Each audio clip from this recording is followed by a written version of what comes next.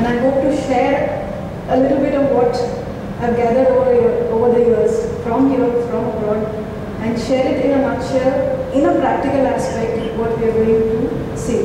So what I've done is I've divided my talk into lectures as well as case scenarios, because I know that after an hour, a lot of people will be dozing, and we need to wake them up. So we'll have interactive case sessions at the end of 2 lectures or so. And I have also included liver disorders, infections and liver disorders, because this is something that we really don't think about.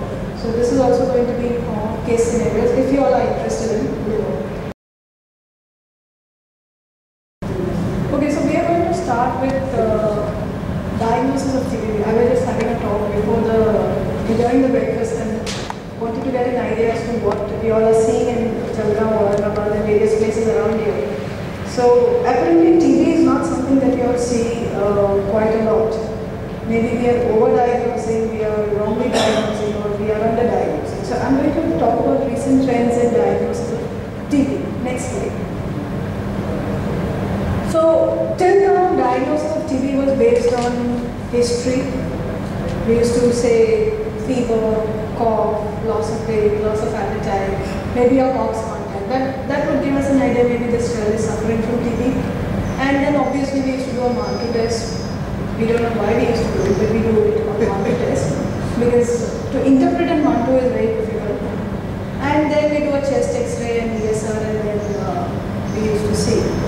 Now sometimes we used to not get much evidence. Sometimes the Mantoux used to come negative, and we used to still say, oh, he's not responding, it's a non-resolving pneumonia, most likely TB in an endemic country like ours, let's start AKT.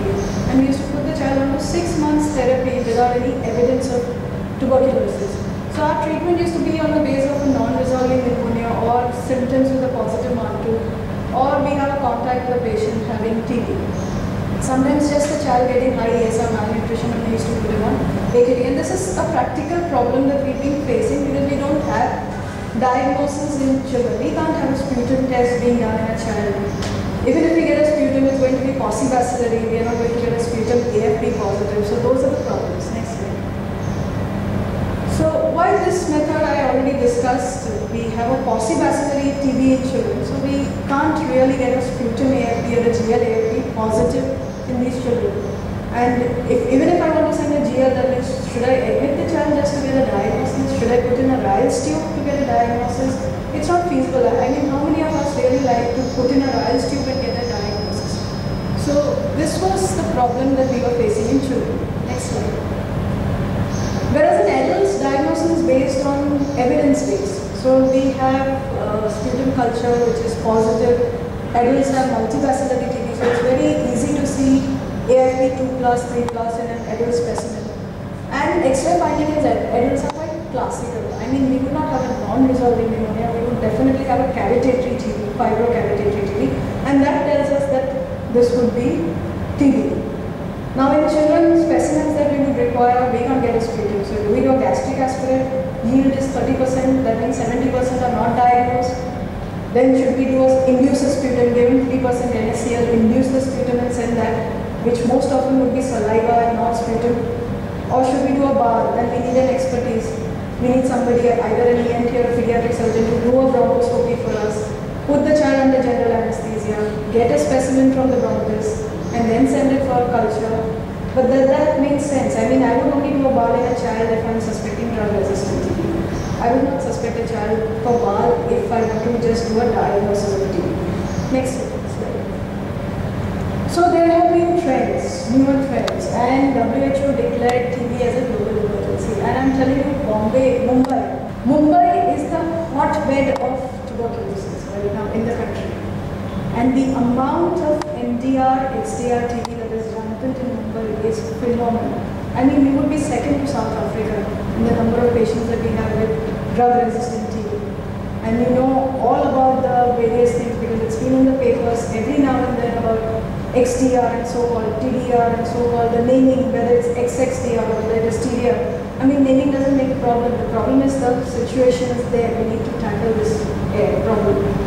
I've just published a paper in Indian Pediatrics. It's come online. It's not published in print as yet. But This is our clinical profile of drug-resistant TB in children in Mumbai, which my student had done his thesis on. And this data is only till 2010, where we've shown 33 children with proven drug-resistant TB in 2010. Beyond that, I've got lots of other children with drug-resistant TB, including children with XDR TB, proven XDR. I mean, to get a child with XDR TB, very rare. But Mumbai being the hotbed, it's quite a problem here. So WHO declared TB as a global emergency. In fact, right now the current epidemic is TB all over the world. HIV was the epidemic last 3 decades. Right now it's TB. When I sit in my TB clinic, I see on an average 60 patients in the OPD on that particular day. I mean, for a specialty OPD to have 60 patients for TB, where I have to stop. Okay, after this time I'm not going to see any patient on this day. Now you come the next day. It's really an epidemic. So this is the emerging problem which I think you all will also come across in the near future, tuberculosis, especially drug-resistant TB. And the sad part about TB is we don't have any new drug or any new diagnostic test for TB. Whatever drugs that we have, we are actually juggling from whatever antibiotics that we have. So we are juggling with the aminoglycosides, we are juggling with the quinolones. We don't really have a specific drug that has been formed for tuberculosis in the last 2 decades. So that's the sad scenario. Diagnosis, why I'm saying nothing in the last 2 decades? Because whatever recent advance was there was actually 2 decades back, which we are now picking up as a newer advance. So there was some advancement in the diagnosis, but it was a little earlier. Next slide. So where are we headed? Are we headed towards a breakdown or are we headed towards a breakthrough? And I'm going to take you across this path and then we decide where we are heading in tuberculosis. Next slide. Now problems with the current method, MANTU. Okay? Now MANTU is a delayed hypersensitivity reaction. So what does that tell you? For a person to have a positive MANTU, this person should have been exposed to tubercular proteins in the past. Now those tubercular proteins would have been in the form of BCG, or those tubercular proteins could have been in the form of mycobacteria, or those tubercular proteins could have been in the form of non-tuberculous mycobacteria, so the environmental TB. So if I'm exposed to tuberculosis in the past, I would get a positive MANTU. Now this positive MANTU does not tell me whether this is positive because of BCG, this is positive because of non-tuberculous mycobacteria, or this is positive because of MTB. MTB is Mycobacterium tuberculosis. So MANTU doesn't help me differentiate that. Second problem with MANTU is that it doesn't tell me whether this is past or recent exposure. So the exposure could have been 10 years back, exposure could have been in the last 3 months. It doesn't tell me when it occurred. So that's the second problem with MANTU. The third problem is it doesn't tell me whether there is a disease. I could have tuberculous proteins in my system, but do I have the disease because of that? That it doesn't tell me. So these are the problems with MANTU test. Next slide.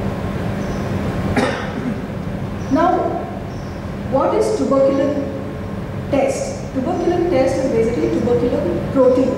Okay, they are antigens which are injected intradermally, and these give you a hypersensitivity reaction based on your memory cells. So because I had a previous exposure, I got certain memory cells that now remember tubercular protein, and that gives me a hypersensitivity reaction. Most important is NTM, non-tuberculous mycobacteria. It's all over the environment. All of us are exposed to NTMs. In the lakes, in the ponds, in the gutter water, everywhere you have non-tuberculous mycobacteria. It doesn't cause problems in immunocompetent people. So we may be exposed, but we don't face any problems, but we get a hypersensitivity reaction. So lots of times our MANTU may be positive because of environmental mycobacteria. Next slide. So I enumerated, you just go through the slide again. It cannot differentiate between a past or a recent infection. A BCG may give you a false positive test, and that's why we had a cutoff of 10. We said MANTU more than 10 take it as positive. But in a BCG given child, actually a MANTU more than 15 should be taken as positive rather than 10. Now the question is, you will ask me, if BCG is going to interfere, how long will it interfere? Is it going to be 5 years, 10 years, 15 years? Most of the studies 5 years after giving BCG. But there are certain studies which I'll be coming to you in the next few slides and tell you how it interferes. Next slide. Now, which tuberculin unit to use? We've been told to use 1 or 2. Now, how did it start? In 1958, the first tuberculin test was developed, and that contained RT23 with twin 80, which was a stabilizer. Now, the dose recommended by WHO currently is either you give 2 TU or you give 5 TU PPDS. So, if you're giving 2 TU, then you give it with twin 80, that is your RT23, or you give 5 TU PPDS. Okay, so our limit should be 2, not beyond that. I know you don't get 2 here. Maximum you're getting 5. That's the same problem we are facing in Mumbai. We usually see Mantus with 10, except if the Mantu is being done in institutes. In institutes, you would get a 1 or 2 TU, but if you do it from private labs, you still get 10 TU. So there is a problem. So if I'm going to do a Mantu test with 10, I get it positive, I can't interpret that test. It will be positive, it's a false positive. Next slide. And you're supposed to look for induration after 48 to 72 hours. Don't look at the erythema. Look at the induration in the horizontal plane, not the vertical. There's vertical lymphatic strain in that area, so you're going to get a higher reading in the vertical plane. You look at the horizontal plane for the reading of the Mantu. Next one. Now, what do we consider positive? I told you. As per WHO, in high-risk children, that is children who are malnourished, immunocompromised, HIV positive, you take more than 5. Whereas by standard, you use it as 10. Only thing is, if they are BCG given, you may consider it as 15 as a cutoff. But as a guideline, 10 is the cutoff. Next slide.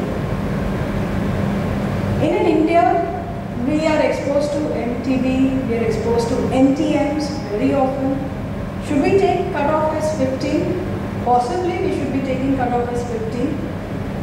14 to 15 could be borderline. I'm not saying you stick to this because this is still not in our guideline. But this could help you in practice, where you may have to take a higher cutoff for diagnosing tuberculosis. Next slide. Now this is the slide I wanted to discuss about BCG and positive Mantu. How long would you consider BCG giving you a positive Mantu? Now, whatever I went through literature, I found these studies. I found 24 studies involving more than 200,000 subjects who had received BCG as infants. And what was found? 10 millimeters due to BCG, but if more than 10, it is usually because of TB, and in children, more than 10 years after BCG. So there is even after 10 years after getting BCG, if I get 10, it could still be BCG induced. Another thing was that suppose a child received BCG after 1 year of age. Somebody has been missed and has been given BCG after 1 year.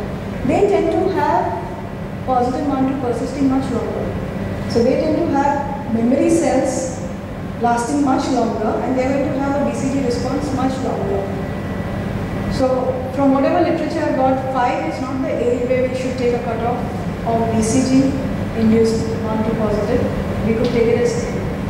Now this is again something that is not in your guideline, but this is meant for your practice. Next slide. What happens when we repeat a Mantu? We say, oh, Mantu was given on this hand, let's try it on the other hand, now that hand has come positive. So then again we are confused. Is it positive because of the previous Mantu? Or is it positive because of actual Mantu test that is positive? We said the first one went subacute, and that's why it was negative, let's give it in the other. Now the boosting that takes place because of tuberculosis or Mantu test is very limited. Don't worry about it. Okay? If a conversion occurs more than 10 millimeters in the previous reading, then you say it's a recent conversion. So suppose I gave a Mantu 3 months back to a child. He had 5. I give a Mantu after 3 months and I get a reading of 15. That is a recent conversion. But if I get a Mantu of 7, ignore it. Okay, so if I am getting a reading that changes more than 10 millimeters, that tells me that this child has been exposed to MTB. If it's just 1, 2, 3 millimeters, there is no need to look at that Mantu. Next slide. So I'm going to discuss this case. This is a typical scenario that we see in our practice. And what are we going to do? 2.5-year-old boy, pain in the abdomen for 7 days, somebody does an ultrasound. Very often we do that. We'll end up doing ultrasound. Shows some lymph nodes, so we get scared. We do a TB test, we do a MANTU. MANTU comes positive, and now we are in a confused state of mind whether to start AKT or not. What would you do? Would you start AKT or would you not? No. Why would you not start AKT in this child? Okay, so we have one MANTU has been done by 10 T. And the lymph nodes are discrete, non-necrotic. So that tells you this is not TB. These lymph nodes could be non-specific because other enteric infections have taken place. It could be Yersinia, it could be atypical organism, it could be worm infestation, it could be salmonella. We don't know what was the cause of these lymph nodes. So this doesn't tell you TB.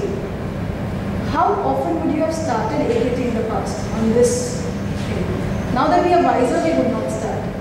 But a lot of us would have started this.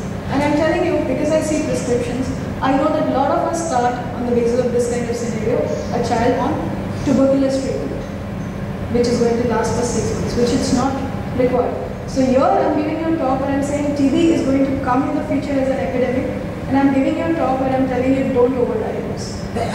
Okay, so two paradox, but this is the same thing that is occurring here. Next slide. So next slide. Nodes are non-necrotic, are discrete. MANTU was given by 10 TU. Next slide. So this was not TB. Now I'll tell you a retrospective analysis that we did of our patients who are referred to for starting TB clinic. This was from March 2010 to Feb 2011. Data of 11 months. Next slide. Out of 250 children referred, 34 were overdiagnosed. So we had 11.2% who were overdiagnosed as TB. No child had received 2 TU. How many had received 5 TU? 23.5%. And 35.3% had received 10 TU. So we are really overdiagnosing. Next slide. So this paper is also going to get published, and I hope this gets into the picture that we will be very cautious in diagnosing. Now the confusion, if MANTU is not reliable, what are we going to do and how are we going to test? So we have found certain newer antigens which do not contain antigens similar to BCG or do not contain antigens similar to the non-tuberculous mycobacteria, the NTM.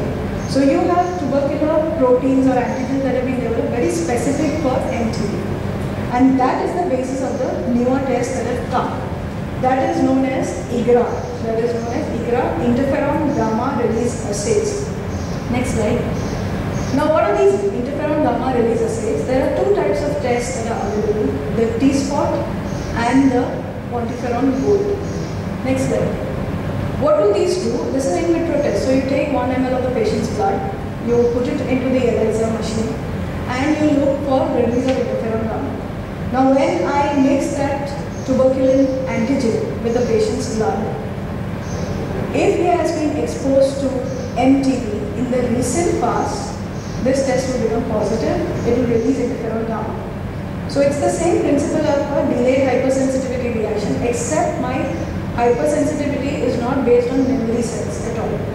It is based on recent exposure to TB. So one thing this test will tell me, recent exposure. It doesn't tell me when it occurred. It occurred recently. Second, it doesn't depend on memory at all. So no past infection will give me positive test. So even if, like a MANTU, if it was positive say 10 years back, it will be positive 20 years down the lane. It's not going to occur with this test. If this test is positive, it is recent. It will become negative once the child is cured. Again, if the child is exposed, it will become positive. So there's no boosting that is taking place. Now these are the antigens that are used, the early ESAT10, ESAT6 and CFP10. These are the antigens that are used. These are very specific for MTB. Next slide. So this is the quantiferon test. It takes around 12 hours to get a report in this. The problem with this test is the cost. It costs 2,200 rupees in Mumbai to do this test. So it's very expensive.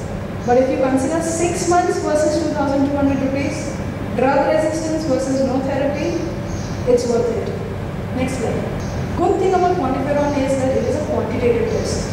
So most of the labs will say, oh, it's indeterminate report, or I can't make out whether it's positive or negative.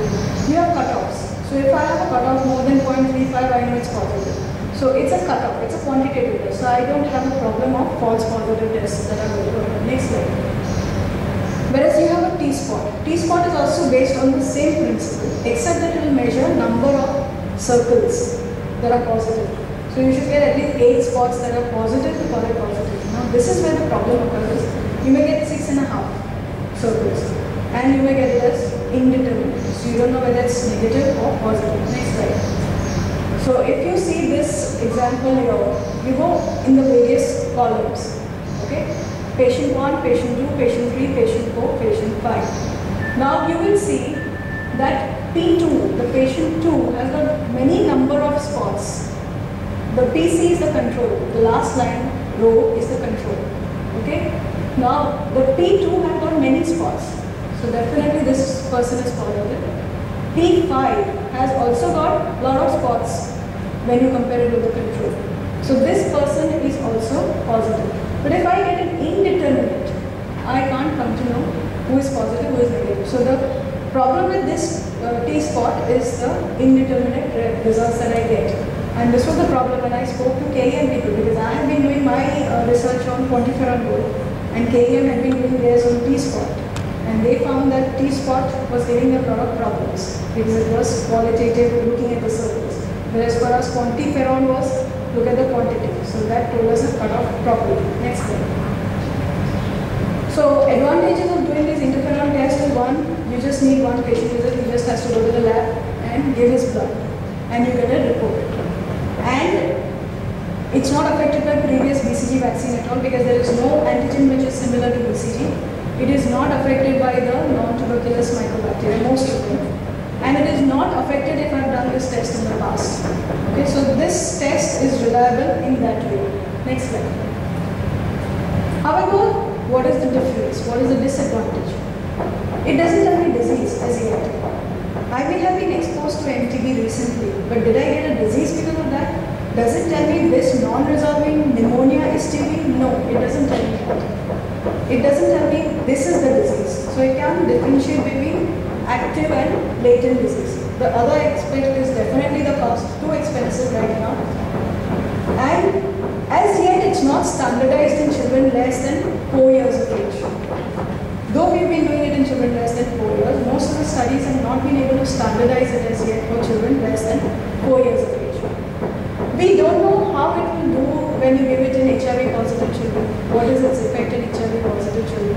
What will happen if a child has received a Mantoux test and got a positive Mantoux and then you do a quantiferon, what is the result of that test? So we don't know that data is there. That data is still getting evolved, a lot of research is going on. But definitely it can help us to abolish the BISN of TB. Okay, next slide. This is our experience. We've done a prospective study to compare Mantoux versus IGRA in patients who were suspected with TB. So I'm not saying these are latent TB.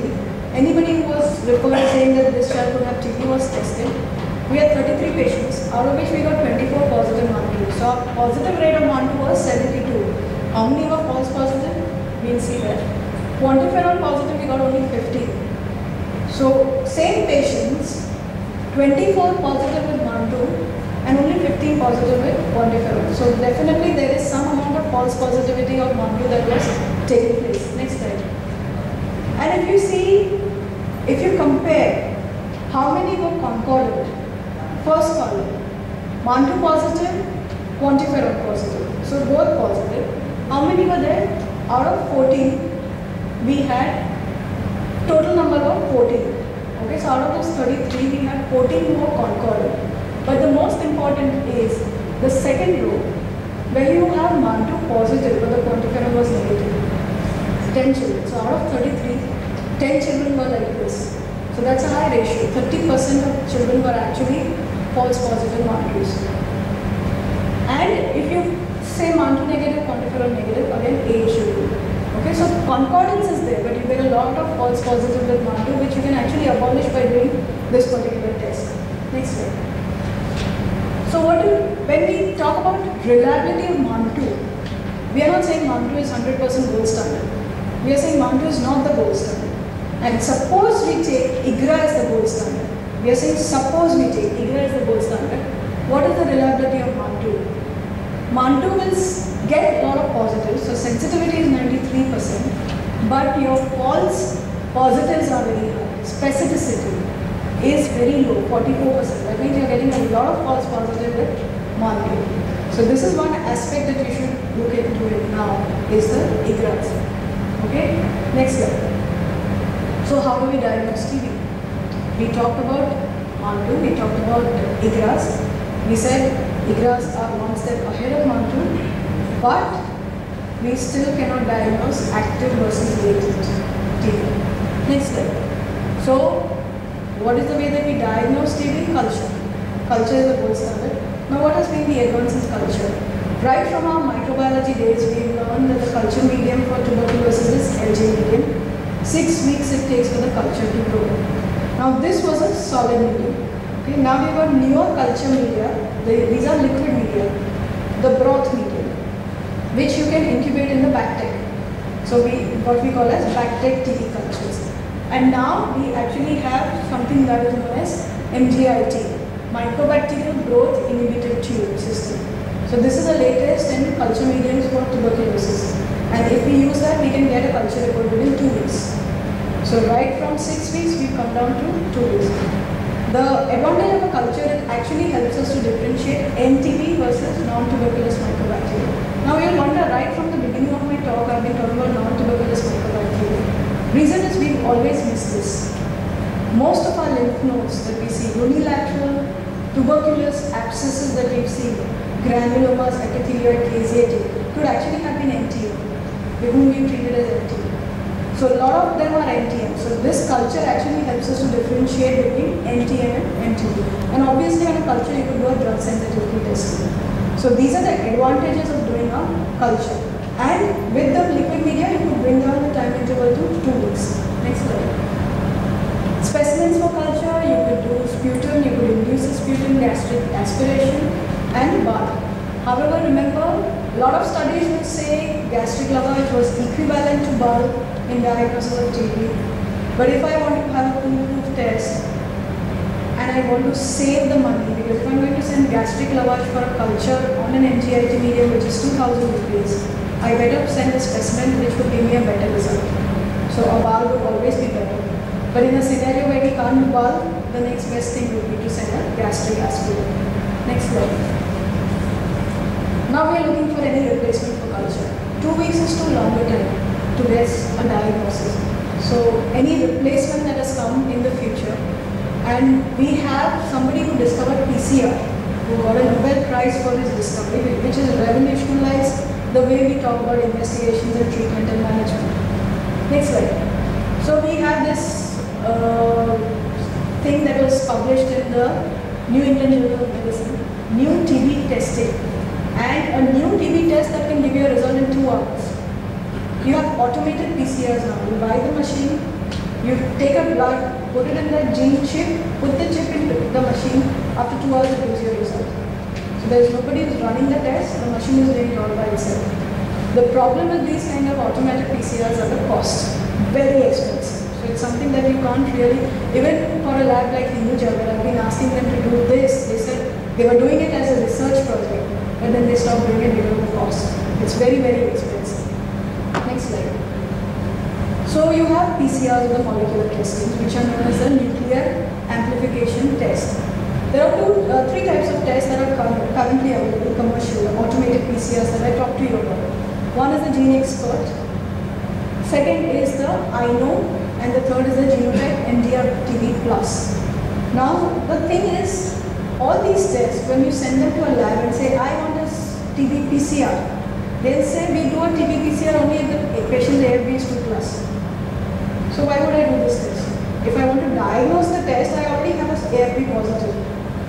So they will not do the test until that AFB is 2+ positive, because they want a better yield. So when will this test be useful? For diagnosis of drug resistance. Okay, so if I have a patient with AFB 2+, I want to do a drug resistance testing. Nobody will do a resistance testing on the spot.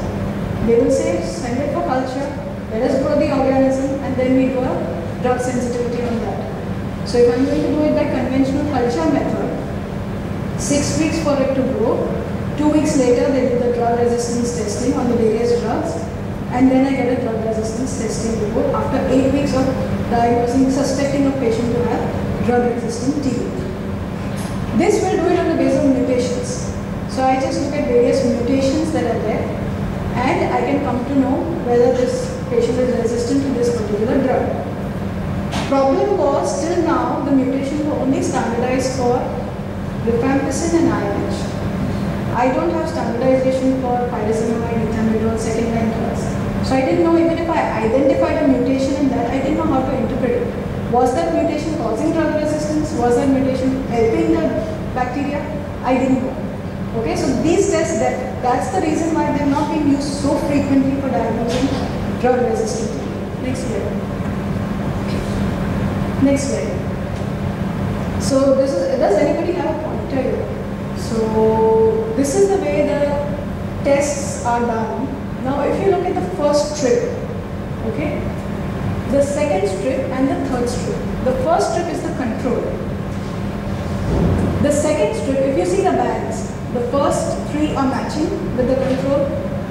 In the second strip, last one, you can see RPO mutation, okay, which is not there in the control. Now this RPO mutation is specific for rifampicin resistance. So this tells me this patient has an RPO mutation, rifampicin resistance. Then we come lower down, we see two bands. In that again there is a CAT gene mutation, which is not there in the control, which again tells me INH resistance. So this patient has rifampicin and INH resistance, patient 2. Patient 3, first three bands similar, the rifampicin band similar to the control, the INH band, again there is one which is similar for the CAT gene, but if you look at the last one is the INH A gene, okay, where it's not matching with the control. So it has a mutation in the INH A gene. So that tells me this child is resistant to INH. So this is the way it helps me to differentiate between mutation analysis, standardized only for INH rifampicin currently. The MDR-TB plus that I spoke to you has standardized it for other antituberculous drugs also. So currently PCR is used for drug resistance testing, not for diagnosing TB. Next slide. A lot of times you do TB ELISA, IgM positive, IgG positive. Useless. Don't do it. Okay, absolutely useless. Doesn't give me any information. TB IgM positive doesn't give me any information. TB IgG positive doesn't give me any information. Just don't waste money on this. They don't do these things. Next slide. So we've concluded something. We've concluded, we don't know what we've concluded. So we've concluded something. There are better tests for diagnosing TB, which makes us more confused how to interpret those tests. Okay, so we have tests. We can send the samples. Interpretation is different. Next slide. So there have been breakthroughs and not breakdowns. We've had novel diagnostic tests, however we still require our clinical judgment while we are treating these patients. Next slide. So that's going to be the end of the first talk.